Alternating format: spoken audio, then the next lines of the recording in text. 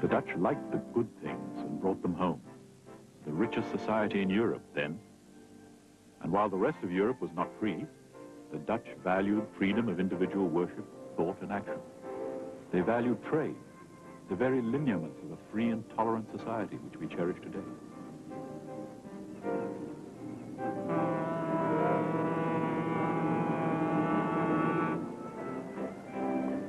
What an irony that freewheeling individualism and the ability to make yourself rich in the things of this world, to be your own man, not follow the crowd, should itself turn into a new theology.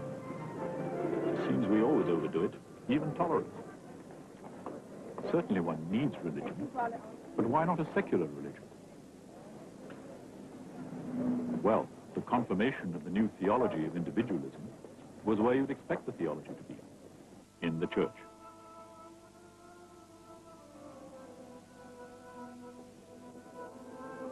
God may be alive and well, but he's not living here. When Holland sloughed off the Catholic yoke late in the 16th century, they got away from that notion of religion as a way of life, not just something you do on Sundays. The mild Protestantism that replaced it couldn't satisfy the seemingly invariant human need for a theology of some sort. Then I saw the clue, the stained glass windows. No saints or martyrs here, but worthy burghers, merchants.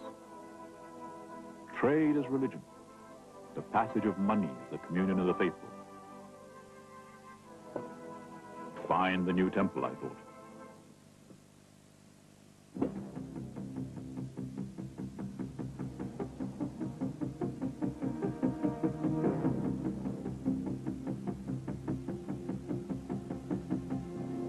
I could sense it.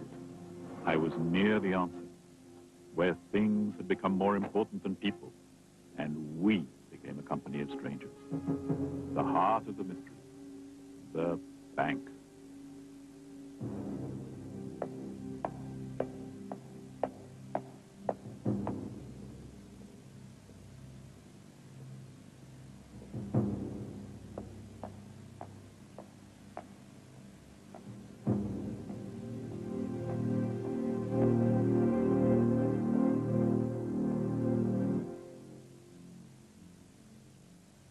This is the Holy of Holies, the boardroom.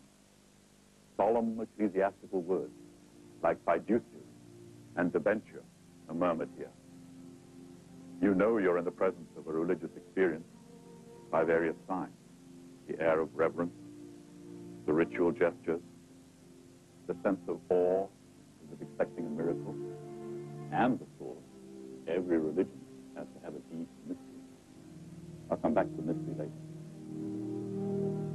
The miracle, change, took place in our whole way of life. And it happened right here in Holland in the early 1500s. Here are the holy relics.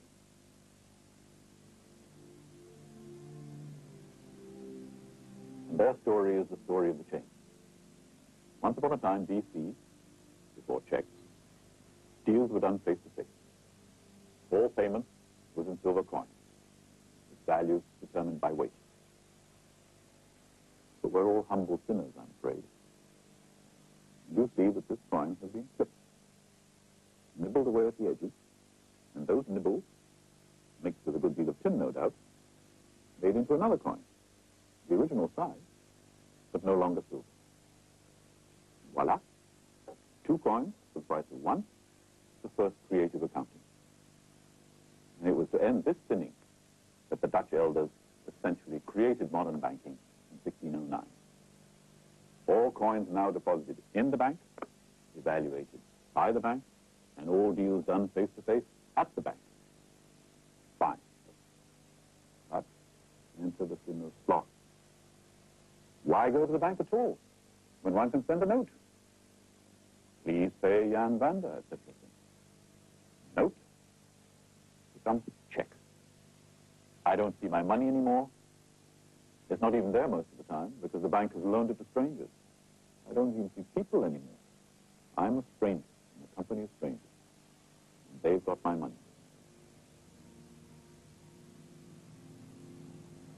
But what makes me one with this company of strangers is their admiration for all the things that money can buy. Look at me. Look at me. Look at me. Things had become more important to people. The kingdom of capitalism was at hand.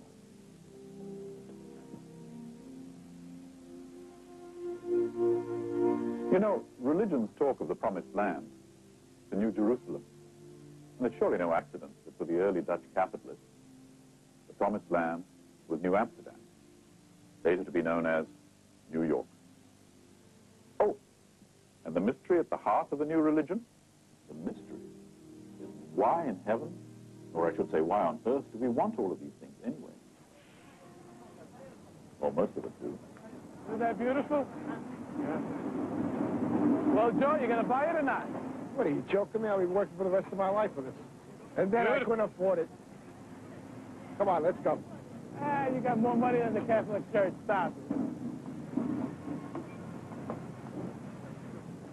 If I can't afford something, why look at it? You know, why try to dream? I have to need it before I buy it. But there is one man who knows what we need, for he can divine our heart's desire. We're selling dreams.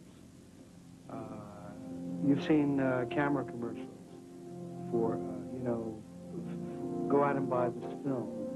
And it really isn't to do with what the film is or how clear the pictures are. It more or less is to do with the life that's ahead of you if you have this in your hand. So it's a dream we're selling. All mankind really needs to exist is a cave, a fire, some water, and perhaps a piece of meat. Pizza! Sitting here, late at night, the refrigerator's bare. A little pepperoni, John. I like Paul's idea that people like... Tell us how you want it. Make it like you want it. Make it like you want it. Any way you like it. Tell us how you want it. Tell us how you like it. Advertising stimulates the economy in a sort of a cyclical kind of a way.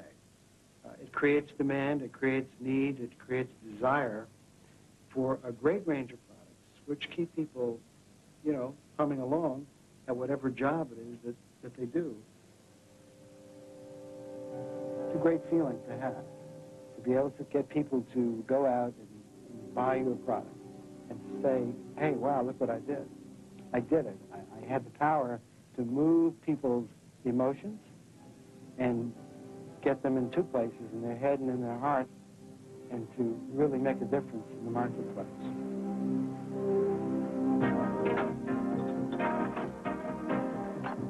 We want to do everything quickly. You know, we don't want to hold on to anything, including people. We don't even want to hold on to people anymore. Body bags, baby, body bags. Ready? Yeah, go.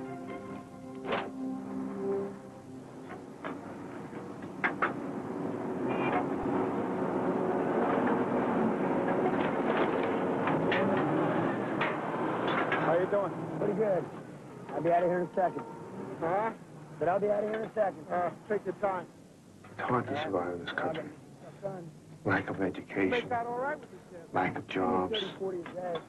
lack of pride, All right, thanks a lot. lack of love. There's something wrong. There's really something wrong when we don't care about the next human being.